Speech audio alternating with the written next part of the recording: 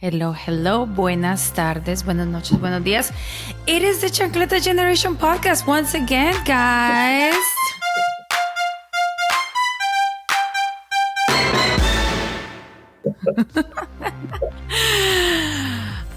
Hello, I am Clemencia Herrera, and I am the founder of Moira Studio, an advertising agency that speaks to Latinos in the U.S.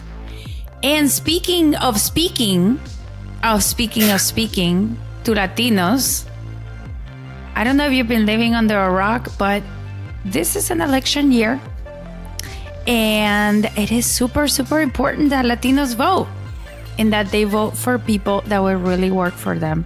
So to help us unwrap all of this today is my dear friend Kristian Ramos. Welcome to Chancleta. Thank you. It's great to be here. I love the energy. I need it right now. I'm dragging. I know. It's a combination of cold brew and I don't know what else. Anxiety. Adrenaline. So Kristian is a national thought leader in media and politics, and he has published media analysis with the Media Lab at MIT. And has provided his media advocacy expertise to the Harvard Shorenstein. Did I say it correctly? Shorenstein Center. He's a known writer and contributor to NBC News, The Atlantic, Newsweek, The Washington Post, The Hill, and political commentary for Vanity Fair, The New York Times, CNN, Fox News, MSNBC, Sirius XM Radio, and NPR. That's impressive. Nice work. And Chancleta, which is right up there with the rest of those things. The most important one, really. Yes. It's just right up there. So, Kristian, thank you so much for coming to speak with us. So, just for everyone out there, Kristian and I been working for, maybe like 5 years already. Two. But yes, five, two, same thing. It feels like five. No, we started working during the pandemic, no? Was it? I think it was 2022. 2020. I don't know. It was during the pandemic. The pandemic was still going on in 20. I don't. Time it's elastic now, but yes. It's a construct. So. So yeah, we've been working together for anywhere from 2 to 5 years. That's right. Yes. And we've been making a lot of ads, and they're all targeting Latinos, and they're to see if we can vote, the right way, right? Yeah. What are we doing here? So. I think what we're here to talk about is like, why do you think that Latinos, first of all, are so resistant to voting? And why are they such swing voters? So I don't think Latinos are resistant to voting. I think that we spend a lot of time and money trying to reach the elusive the swing voters, right? And I think a lot of people within the party don't necessarily view Latinos as swing voters. A lot of people have always viewed, Latinos as part of a Democratic coalition. And I think you're probably right that they are a little more swingy. The way that I put it is that, they don't really have firm, fixed ideological leanings. I think the bulk of Latino voters out there in America are paying attention to politics, like most voters right now. And so I think we just have to do more to reach them, and we have to do more to talk about them, because as you know from the work that we've done together for Way to Win, and the research is very clear when they hear from Democrats and we're able to highlight, our positions and what Democrats have done to help make their lives better, contrasted with the shit show that is the Republican Party, that is MAGA extremism, that is Donald Trump. They don't like that stuff.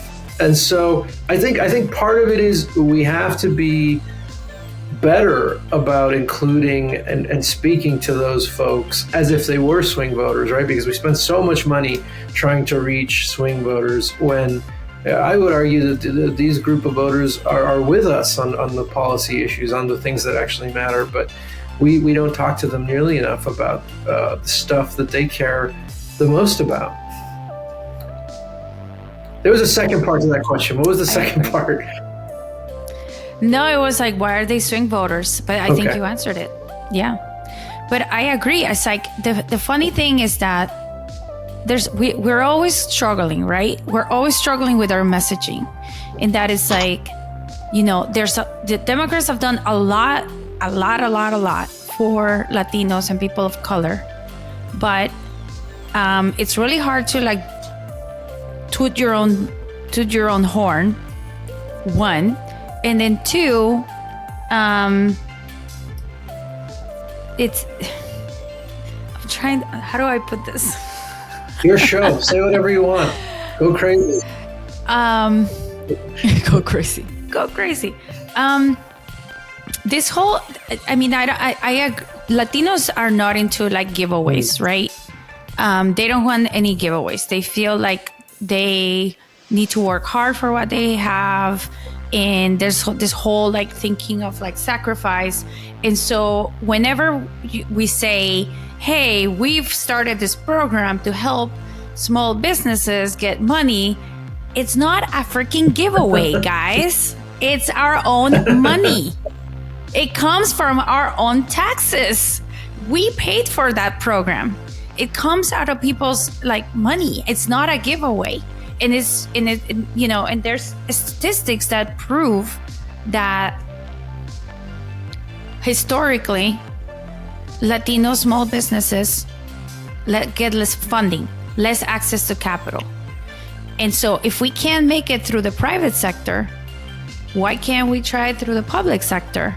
But then this is terrible. No, you know what? This is actually an incredible way of getting into this conversation because I don't even know where to start on this one.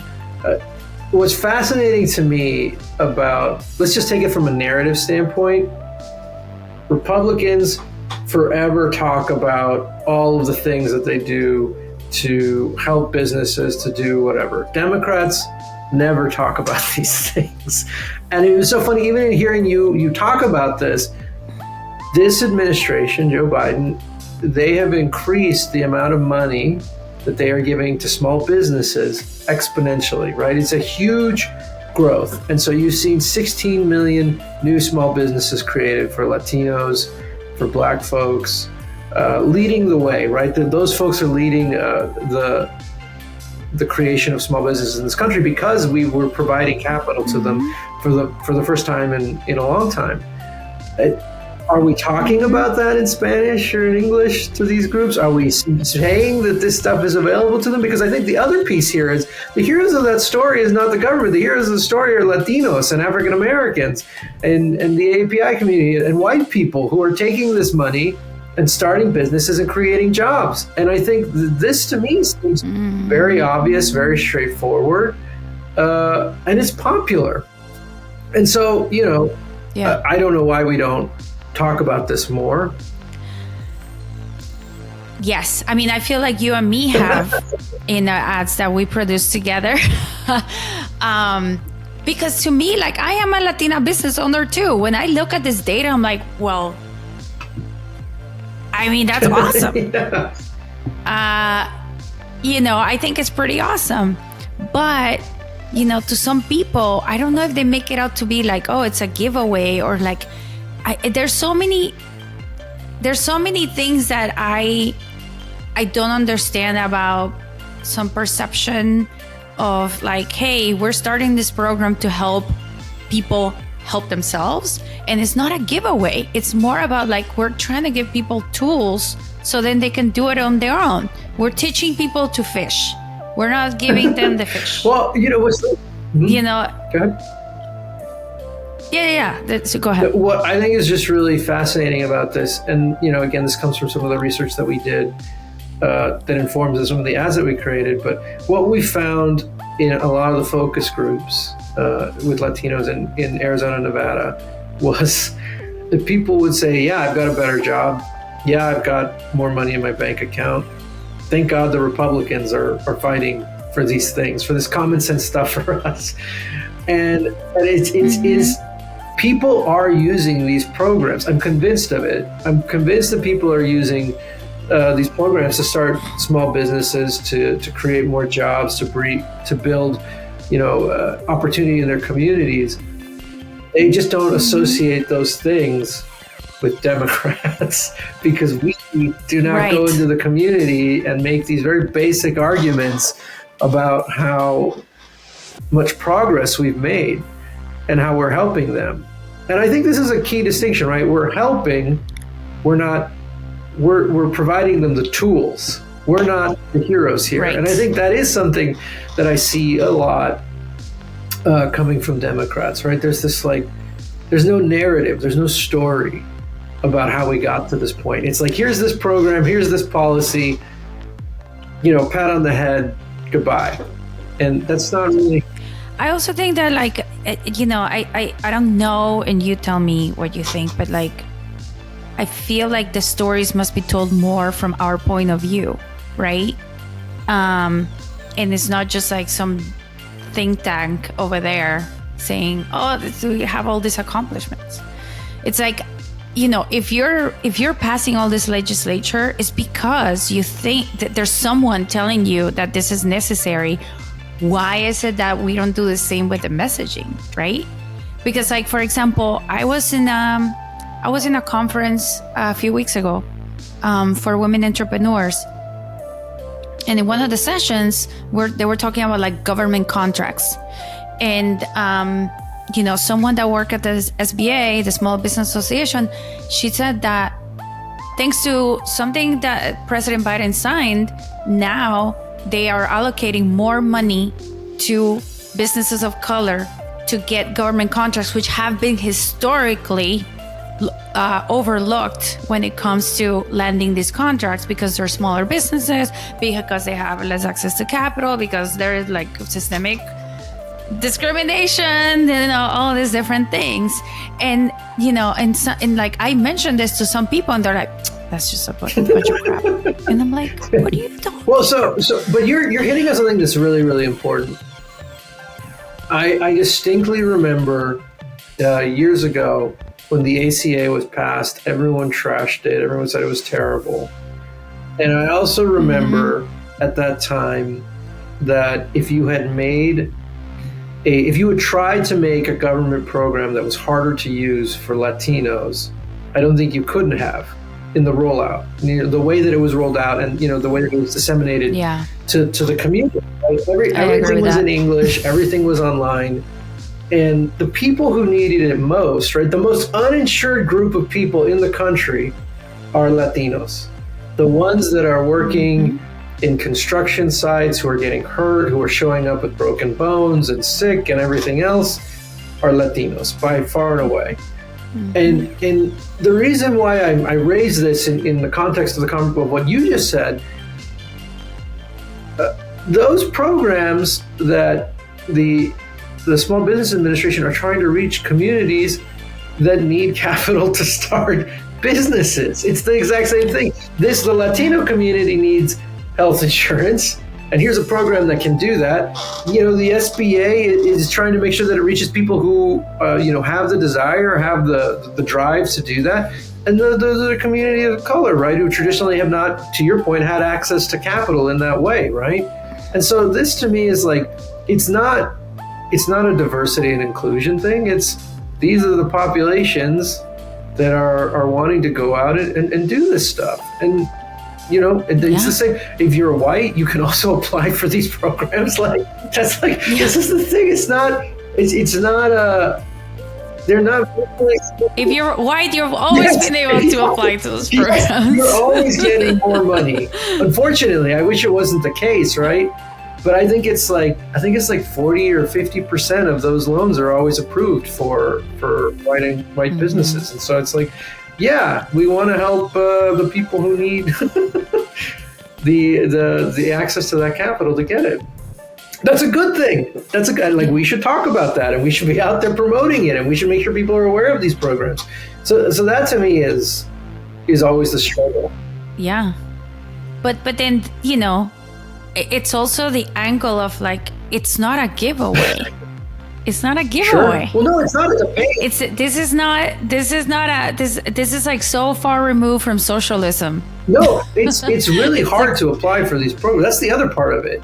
Like, to apply for a lot of this stuff, like we're both small business owners. I don't know that I would have the ability to apply for a lot of this stuff just from the technical writing standpoint. I don't know that I would. It's the same thing with government contracts. Applying for a government contract and like following up on it, you need a full-time person to just do the paperwork. So, if you're a really small business, how are you even gonna be able to get that? So these are systemic things that, in my mind, sometimes us as Latinos, in our own lack of knowledgement about how things work, we think that it's like, oh, I don't need that. Like, that shouldn't be happening. We shouldn't be singling out a group because of blah, blah, blah, blah, blah. And it's just like, no, like, sometimes we ourselves don't see the systemic challenges that we face. We just think that is just the way it is. And like, to me, for the longest time when I was growing up, I couldn't understand why so many things were so hard for me. I just thought it was just like, I'm dumb or like, I'm not capable enough, or like, what the hell? I was just like, I just need to work harder. And then now that I've actually read a lot of things and I've seen a lot of things, I realized that it doesn't matter how hard I would have worked. Things weren't going to be super easy to me because it was just who I am, the way my name, I have an accent, I come from immigrant parents, there's a bunch of different factors. And I think sometimes ourselves as Latinos, we don't see the obstacles because we just think that we just need to work harder. And it's like, yeah, you could work as hard as you can or as you want, but sometimes there will still be that one obstacle that's going to block a lot of things. And it's just not always yes, it's the land of opportunity, but the opportunities for us are smaller. They're less opportunities. And so it's like, I don't know. I don't know how you feel about this. It's interesting. So I tend to view these things now through the prism of being a parent and what I'm trying to communicate to my child versus my lived experience. And also within the sort of political context. And I tend to agree with you, right? Like, working hard alone is not going to get most people where they need to go. But it is so deeply ingrained in our culture, in the Latino culture, that conversation. But it is toxic in some ways. It is not helpful in some ways. And so, as a parent, you want your kid to work smart. Right? You want your kid to work smart and then work hard. Because it's interesting, Clem, you work super hard. Having worked with you, I think you are a very hard worker. But that's maybe not necessarily what sets you apart in this space. I mean, you're a very gifted narrative storyteller and visual artist and everything else. So it's not just that. But I do think, going back to the political side of things, I do think that is the challenge in telling these stories as a Democrat versus Republicans. Republicans are very clear, right? Work hard, you'll be rewarded, the American dream, so on and so forth. And it is so simple that the children can understand that. And I do think, like Democrats, we get caught up in trying to undo all of these sort of unhelpful, narratives as opposed to winning elections. Because I think I mean, you and me have had this conversation like a million times, right? In which I'm like, but that's what Latinos know. Like they want to think that if they work really hard, they're gonna get, they're gonna get there. And I think part of and I agree, we should change the paradigms, but the paradigms don't change from one year to I think it's helpful to look at narratives like A Better Life, right? This thing that Way to Win is working on and has done and was used to inform your the content that we created together that is very popular with Latinos, actually. I think I sent you the deck. But, one thing that I think is really interesting about that research is it's very clear, right? When you talk to people like who's better for the economy, everybody says Republicans because they are all about the macroeconomic trends, the GDP, da da da da da. When you ask, these same audiences, Latino, Black, AAPI, base voters, who's better for you personally? Who's going to help give you a better life? That's Democrats. They all say Democrats, right? And so to me, telling that better life story, it's a holistic situation, right? Where, healthcare, quality of life, so on and so forth. Those are things that Democrats have done and continue to do, and voters trust us on. And so again, right, it's not the money that we gave to small businesses. It's that people have dreams of owning small businesses that they want to pass down to their children and to their children's children. And they want to create something that is better than they currently have, and it's aspirational, it's positive. That's the story, right? And Democrats are a part of it, right? We're the helpers, but it's actually people who are doing that. It's the Latino people, it's African American people, it's white people, that's the thing that we have to tap into. And I think we have it backwards sometimes. It's totally it. Like the government couldn't do anything. They couldn't buy one bomb if it wasn't because of us. We fund all those things. We pay for all the things with our tax dollars. And that's the other thing. And you mentioned something really important that also just drives me insane. This whole thing about the economy. We've talked about this too. We make the economy. It's not like a ephemeral thing that's just living over there like God. It's like we make the economy. Yeah. And then when Joe Biden gets blamed for inflation, it's like there is this thing called supply chains issues that happened during COVID that made the prices go up. And I say, I talk about this with people all the time. I'm like, the prices didn't just go up in the US, they went up all over the world. And that's definitely not the president of the United States' fault. It's like literally we have family in Colombia, we have family in Spain, we have family in other countries. The prices went up consistently all over the world. And so that's not the president of the United States' responsibility. If this was a dictatorship, then the president definitely will control inflation because, that's what China does. They control how much the money is worth and all that stuff. So do you really want that? Do you want the president to really control inflation? Or do you really want the supply and demand and all that stuff to actually control? So this is actually a really interesting point that you're making, because the supply and demand thing is a blessing and a curse, right? The reason that there's so much demand is because people have more money. People have more, resources. They have more stuff. And so they're buying things. And this is where, I'm not one generally to bang on corporations. But in this case, they are raising price. These are artificially raised prices that don't really have a lot to do with there's a shortage here or there's something there. It's just that they know that people have more money and they will pay these costs, and they're doing that. And so to me, that's, again, that's not the precedent. That's not what's going on. I mean, Congress could pass laws against doing this sort of stuff. But I mean, we're in a two-party system, and the Republican Party has no interest in sort of regulating this stuff, right? I mean, they are the party of corporations. And, it's interesting.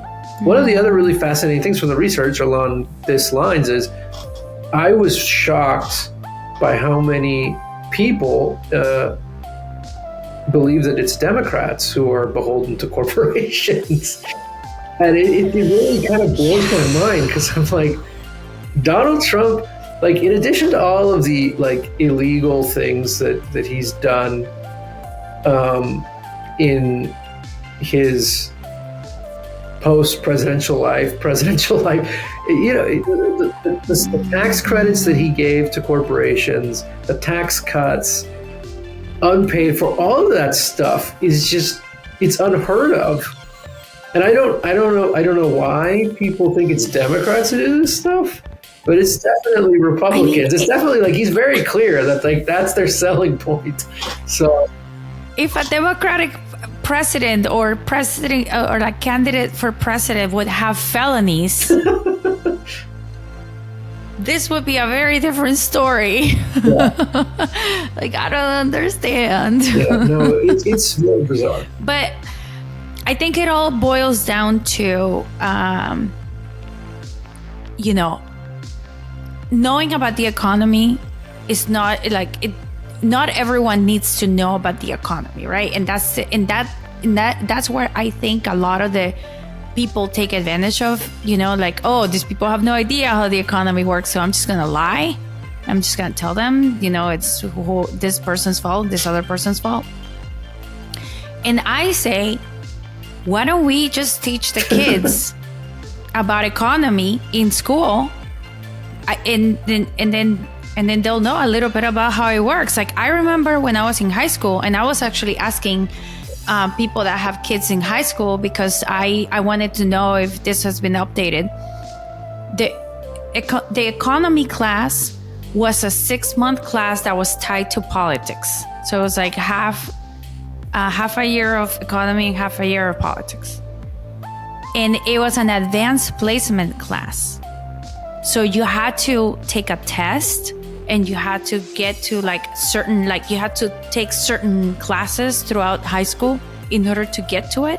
So it was really like, I don't know, maybe there were like 15, 20 of us in that class. And out of the whole high school, there were 20 people per year that would take that class. And it was wild to me, you know, that only, you know, kids that would get good grades and all of that stuff were the ones that were allowed to know about the economy. That, I think, is shameful. And I think that if people knew more about how the economy worked, they would vote differently. And I think that we're doing a disservice. And I think things are still the same. And I don't think that it should be the parents' responsibility to teach kids about the economy, because sometimes, especially in our community, the kids are more educated than their parents. So sometimes, and so it can't all just be the parents. It should be, but I don't know. Are they keeping it in the dark on purpose? Like, what is going on? I actually don't think the issue is the economy. I don't. No, but people seem to think so. But hear me out here. I actually think that, to your point, most people have no idea how the economy works. I myself really, I have some understanding, but not like, I'm not a macroeconomic, policy expert here. But I do think the problem with voters is they do not perceive Democrats as actually caring about their day-to-day lives, their quality of lives. They perceive Democrats as caring about everything but that, right? You care about, Democrats care more about, sending money to Ukraine or immigrants or all of these other things. And I think that is the problem, because it's not an economic thing, it's a feeling thing, right? Because we absolutely can defend democracy in Ukraine and invest money to help folks at home, which we have done. That has occurred. We absolutely can treat immigrants humanely and find a way to give them a pathway to citizenship. And that would actually increase the overall economic benefits for everyone. again, those things aren't mutually exclusive, but we allow them to be treated as separate things. And so, really, I think it's a trust issue that we have. We have to be more deliberate in how we are talking about the things that we're doing, because I do think, this idea of status threats, I think is a real thing. I think Republicans have done an incredible job of saying, well, they're robbing Peter to pay Paul. And again, as we've just, you alluded to earlier, we're in, I think we're in the wealthiest country in the world. We can walk and chew bubblegum at the same time. And I think that's the opportunity here, is to tell these stories in a way that are more emotionally resonant with actual people, as opposed to, I think, in some of these narrative silos that we get stuck in. And why do you think is that? Why do you think that they just think that it's all about immigrants and Ukraine? I think we've talked about this, privately in the past, but I think what's really fascinating, as I've done this work over the last 2 to 5 years, is Republicans are a lot more consistent in what they say, whereas Democrats will talk about something for a month, and then we'll talk about something different the next month, and something different. And to me, Republicans, I know this, they spend much less money on Spanish language media than Democrats do, but they talk about the same thing for like 10 years. The border. Well, I also feel like fear-mongering is easy to do, right? Just like playing with people's emotions and making them afraid is easy, I think. I mean, as a person that does ads, it's easy to do, but the Democratic Party tries not to do that because they don't want to be like the Republicans. So it's like every time that we're trying to go against the Republicans, we're trying to like step on the eggshells and just go about like the factual stuff, or like, go through like, very fact-checked stuff, and very, and also like not really like playing to people's emotions and like make them scared, because we don't want to do that. We want to make people feel good, but it's like the Republicans don't have an issue with that. Well, it's interesting, because I would put it slightly different. The Republicans are very good at circling the wagons, and everything is us versus them. And we are a lot more narratively diffuse in the stories we tell. And we are a lot more all over the place. And so the us versus them on the Republican side, it works, right? Going Roger Ailes, Dick Nixon, they've done this forever. And I think on our side, it's interesting, because there's no question that the country is better off with a Democratic president. There's also no question that we always have these tortured responses for why things are better, or how things are better, or are things even better? And I think the answer is tortured. It's so tortured, and I don't really understand it, because when you talk to people who do more corporate communications, if I'm selling a hamburger, I would never say, this hamburger is delicious, but it also may spike your cholesterol levels, and it's bad for you, and you'll die if you eat it. And I feel like Democrats are like, we created all these jobs, but there are more jobs that need to be created, and we're sorry that we didn't, get all the jobs created. Oh my God, that's so true. Like, that's not a compelling argument that we make about this. I think we're just trying to like be people pleasers. But you're not pleasing anybody by selling yourself short. And then, on the other side of it, you have these MAGA Republicans. What fascinates me about this cycle is Trump has gone full Hitler. He's full Hitler style. And he's over here talking about, immigrants are poisoning the blood of the country and, all this crazy stuff. But people are like, but some people are like, well, but the economy was better. So it's exactly. like, I don't know. This is exactly when I go back to the economy. It's like, and I'm like, well, first of all, the economy wasn't better. And secondly, there's ways of getting there without electing a dictator. we have a pretty good guy in office right now. And so I think that's the thing where it's a little mystifying that we're not more vocal about this stuff with our community. Yeah. Here's another thing. There's many things that President Biden has signed that are long-term stuff, right? Climate change things,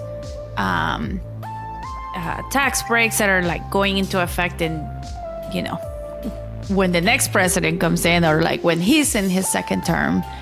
So, I also feel like sometimes we are very short-term kind of people, which is like, what are you doing right now? And it's like, well, we've done all these things that are going to be amazing in 10 years. And people are like, no. I want things now. Now. So this is actually really interesting. So I'm working on, the president has this clean energy plan, right? And there's literally $1 billion set aside just to help frontline communities, Black and Latino primarily, but anybody who's suffering from the effects of climate change. And this money's set aside, and again, people need to apply for it and get it out into the communities. But if Joe Biden loses, that money's going to be clawed back. It goes away. The Republicans are going to come in and say, no, you know what, this is communism or whatever it is they say, and they're going to take this stuff away. Like this again, when I hear people who say Republicans and Democrats, they're the same, I'm like, they don't fucking believe in climate change. They believe that Donald Trump is still president. They believe that he is running for his third term, which is constitutionally impossible. They're not the same thing. We're not the same at all. Yeah. And I just think that is a failure on our part to really tell that story. I also think that the American left is not left at all. It's like if you really compare it to like European countries, it's not even left. It's like a good center left. Really? This is a hot take. Yeah. This may be the hottest take yet. So, I mean, like, I've talked about this with my European friends. They're like, everybody's very moderate over there.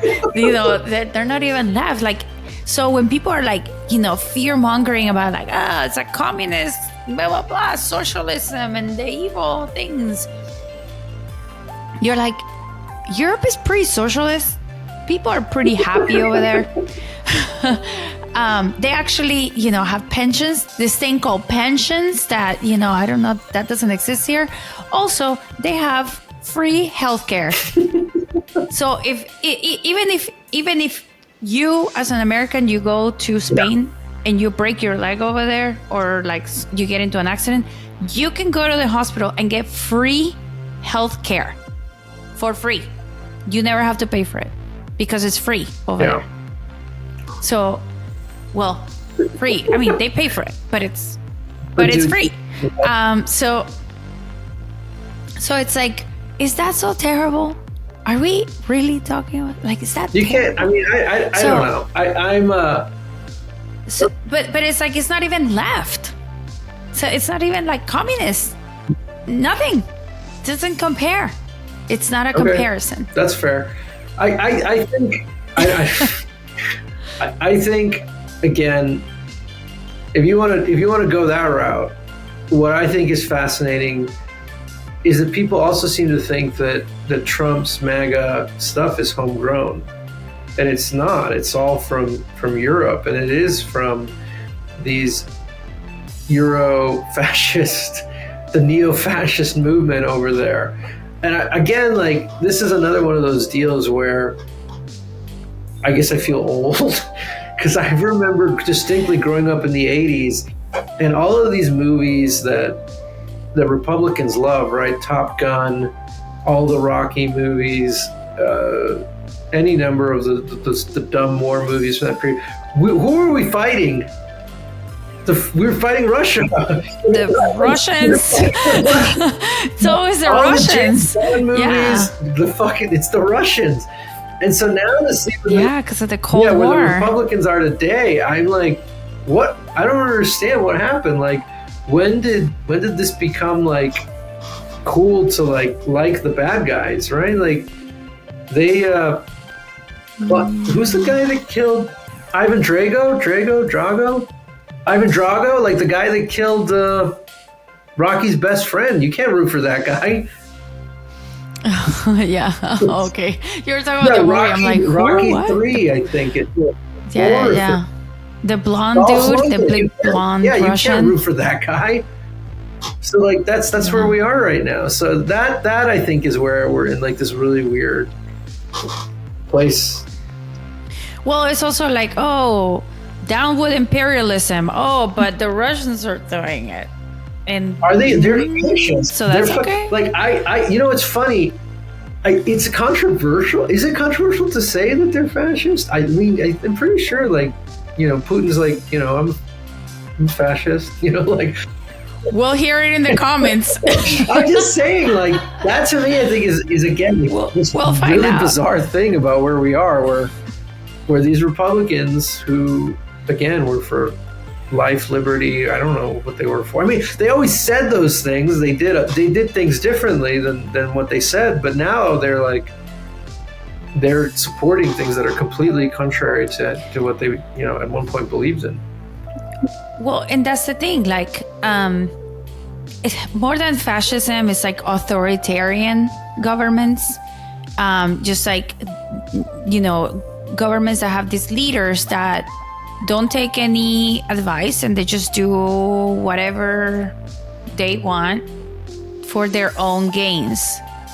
And I was actually listening to a Trump interview from last year, and somebody was asking him, like, what he would do about blah, blah, blah, blah. He would do, well, I'm just going to do whatever I think I'm going to do. And I'm like, that sounds authoritarian to me. And that is like way more than any other, communist conversation that you could have. There's absolutely no argument. Like, I've never heard President Biden or any Democratic candidate talk that way. But then, the Republicans think that we're being authoritarian when there's this guy saying, I'm going to do whatever I think I'm going to do, and that's okay. Well, the irony... Explícamelo. The irony of all of that is that's probably like the least authoritarian thing that guy has said or done, given the fact that he literally attacked our Capitol, literally said that he's still president of the United States. So, I don't know. My final thought on the economy, where we are, it's fascinating. Earlier you were talking about, you had to go to the economy school and you took those classes. I sucked at math, but I was good. I was in AP history. And here's something that I think is fascinating. When Hitler came to power in Russia, or not in Russia, in Germany, I'm sorry, I'm brain dead. In Germany. When Hitler came to power in Germany, he did so because he talked about how terrible the economy was, and he blamed, the rest of Jewish people, all of those things. The economy's pretty good in the United States, but Donald Trump is running the exact same play, right? He's like, oh, things are terrible. It's the immigrants. It's this, it's that. And it's just like, we fought a war in World War II, the greatest generation. Again, another thing that Republicans venerate above everything, right? We fought this great evil. And now we have somebody in the United States doing basically the same thing. And that to me is where it's like, A, these parties are not the same. The MAGA Republicans, that is, toxic. B, we got to win in November. We got to win. That's it. I mean, that's how I view it. We have to win. Like, these guys, forget about not being fit to govern. I would be worried about, would they ever leave office? Would they ever, would he just become an emperor? Yeah, Chavez. like, we have to win. I mean, I know that there's a lot of, people that are immigrants from Venezuela and Cuba, and other Latin American countries that have had dictators, but dictators work in both parties. It's not just the left. I literally, I think I've told this story before. My family became Democrats, like the equivalent of Democrats in Colombia, because a fascist right-wing dictatorship tried to kill my great-grandfather and take his lands. They had a militia. And so the right can also have dictators. The right can also have authoritarian governments.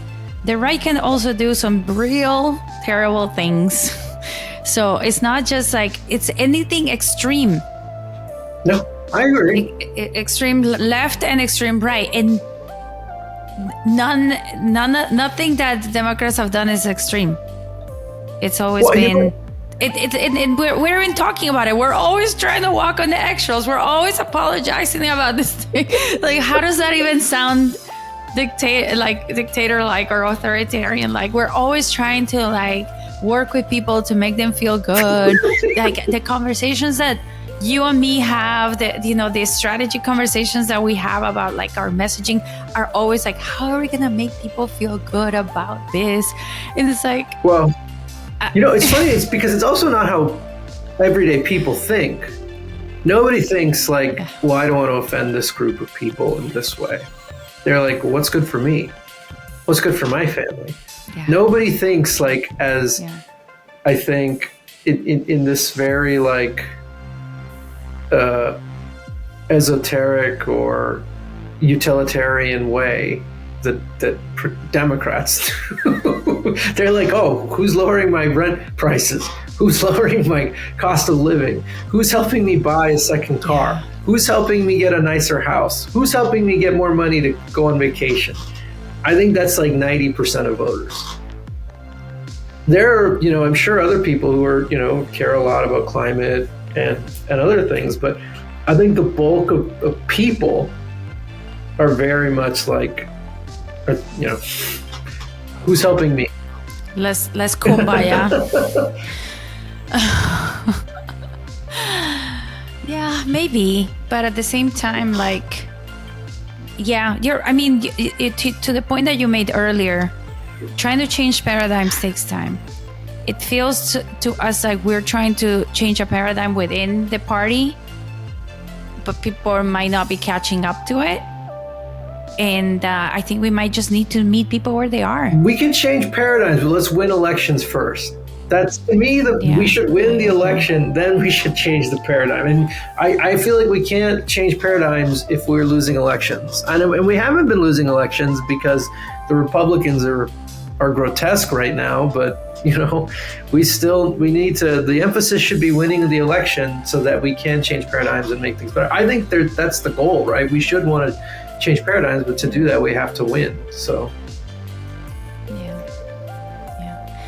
Well, that is all the time. This was super interesting, and I know this sounds like a venting. We were venting, but it's kind of nice to express, sometimes the frustrations that we have with our own party and also with the people, and it's just we meet in the middle. So thank you so much, Kristian, for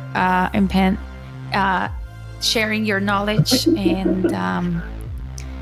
and for this, you and me talk about this over coffee and over beers and over tequila and all kinds of different drinks, depending on the time of the day or night that we're talking.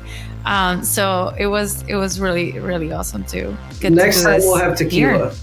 Next time we do this. Next time we'll do tequila. Yeah, I think it's good. We're gonna curse a lot more when we do it. Thank you for having me. All right. Well, thanks everyone. And if you want to get in touch, at Chancleta Generation on the Instagram and on the Twitter and on the TikTok, and then we'll we'll post later some handles to get in touch with Kristian if you want to yell at him and or agree with him. And if you like this podcast, give us a rating. Let us know. Thank you. Bye.